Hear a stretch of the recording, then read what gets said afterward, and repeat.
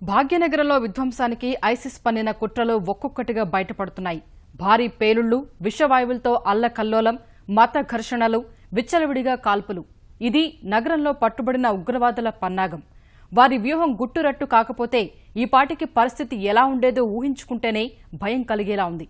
ISIS ఆదేశాలతోనే Iqbal Yazdani బృందం ఇవన్నీ చేసిందని న్యాయస్థానానికి ఎన్ఐఏ అధికారికంగా వెల్లడించింది. ఐసిస్ అధినేత బాగ్దాదీకు విధేయులుగా ఉండాలని 5గురి బృందం ప్రతిజ్ఞ కూడా చేసినట్లు స్పష్టమైన ఆధారాలు సేకరించింది. అయితే యజ్దానీ బృందం కేవలం స్థానికంగా లభించే వాడుకలో ఉండే వస్తువులతోనే పేలుళ్లకు పాల్పడేందుకు సిద్ధమవటం మరింత ఆందోళన రేకెత్తిస్తోంది. బాంబుల తయారీ ఇంత సులభంగా తయారు చేయవచ్చని విచారణలో వెల్లడి కావడం పేలుడు పదార్థాల నియంత్రణ లోపాలను బయటపెడుతోంది. వివిధ సాధారణ అవసరాల కోసం ఉపయోగించే పదార్థాల్ని ఉగ్రవాదులు బాంబులుగా మలుచుకుంటున్నట్లు పలు సందర్భాల్లో తేలడం, వాటిపై నియంత్రణ చర్యలు అంతంత మాత్రంగా ఉండడమే ఇప్పుడు ఆందోళన కలిగిస్తోన్న అంశం.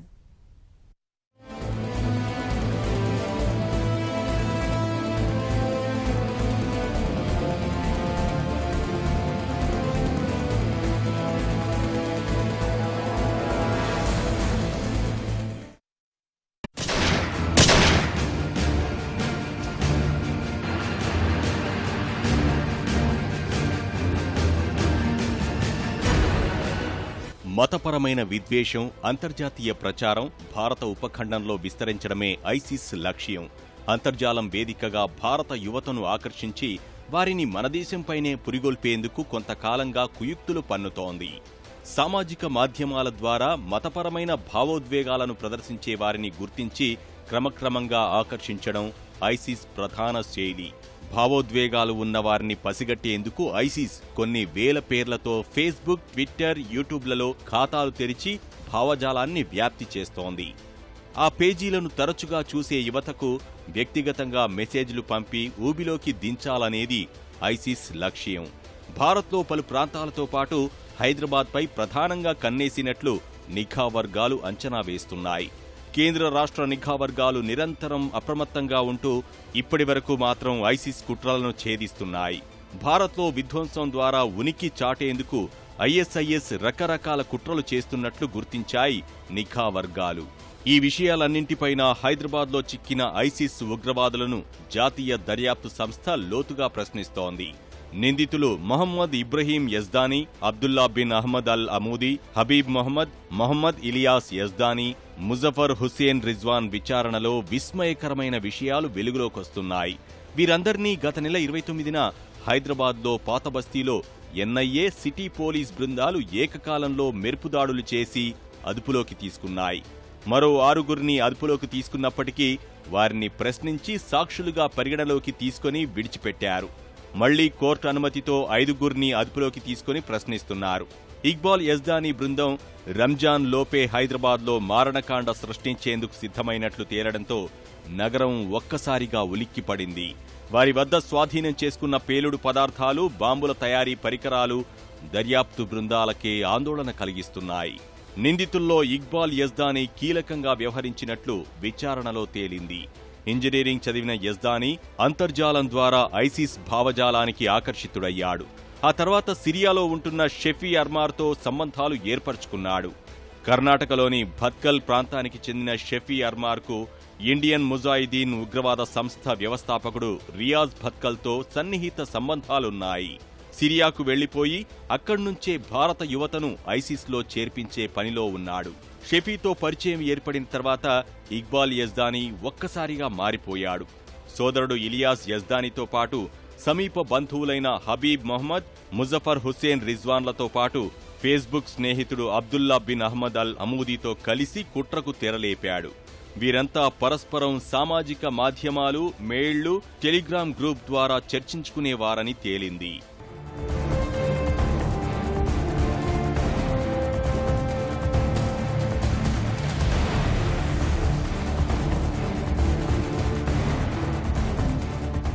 అయితే ఇక్బాల్ మాత్రం షఫీ అర్మార్తో నేరుగా టచ్లో ఉన్నాడు.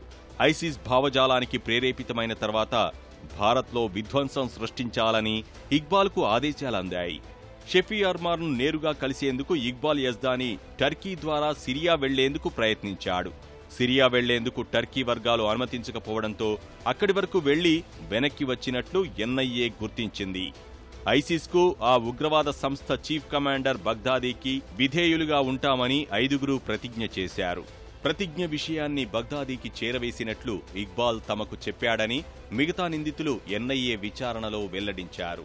ఐసిస్ బృందానికి పేలుడు పదార్థాలు, ఆయుధాలు ఎలా సమకూరాయనే విషయంపై ఎన్ఐఏ, నిఘా వర్గాలు లోతుగా వివరాలు సేకరిస్తున్నాయి.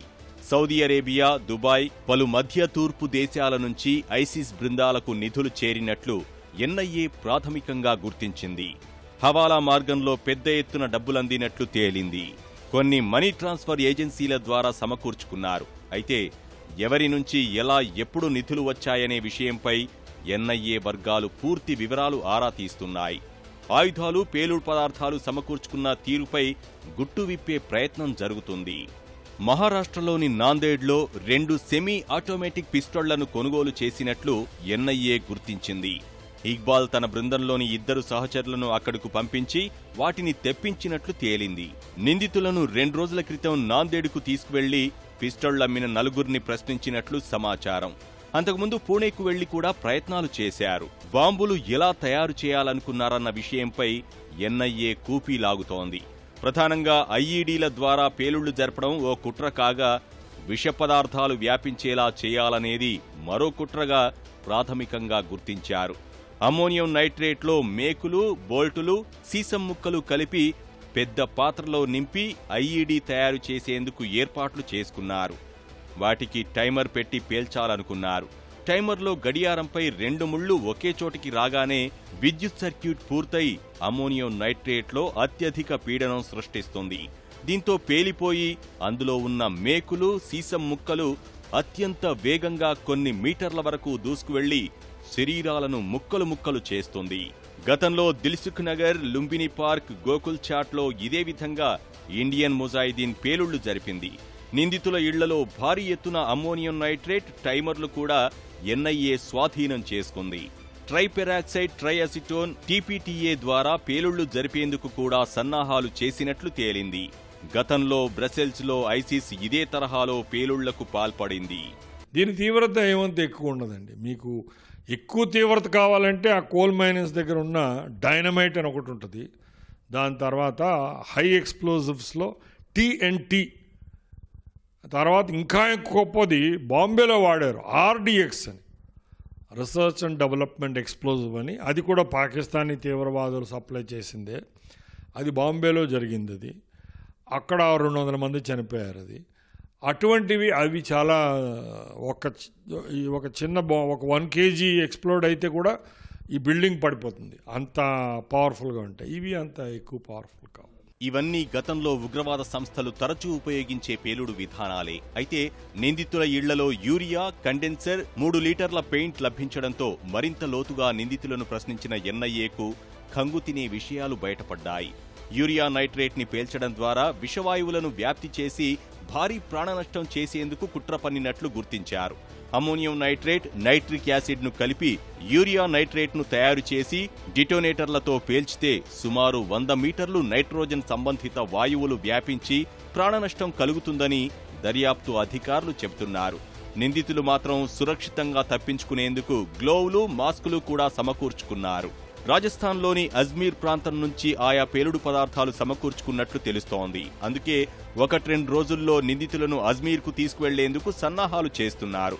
రసాయనాలను ఎలా మిశ్రమం చేయాలనే విషయంపై షఫీ అర్మార్ వారికి కొన్ని వీడియోలు పంపినట్లు తెలుస్తోంది. వాటి ఆధారంగా చంద్రాయణగుట్టలోని తమ ఇళ్లలోనే బాంబులు తయారు చేసేందుకు ఏర్పాట్లు చేశారు. తయారు చేసిన తర్వాత నర్సాపూర్ అడవుల్లో వాటిని పరీక్షించాలని నిర్ణయించుకొని అక్కడ అనువైన స్థలాలు కూడా చూసి పెట్టుకున్నారు. విధ్వంసం చేసిన తర్వాత తలదాచుకునేందుకు అవసరమైన ప్రాంతాలను కూడా సిద్ధం చేసుకున్నారు. నిందితుల కుట్రలు బయటపడిన తర్వాత పేలుడు పదార్థాలు ఎలా అందుబాటులో ఉంటున్నాయన్న అంశం మరోసారి చర్చనీయాంశమైంది. నిందితుల వద్ద లభించిన ముడి పదార్థాలన్నీ సాధారణంగా మార్కెట్లో లభించేవే కావడం ఆందోళన కలిగిస్తోంది.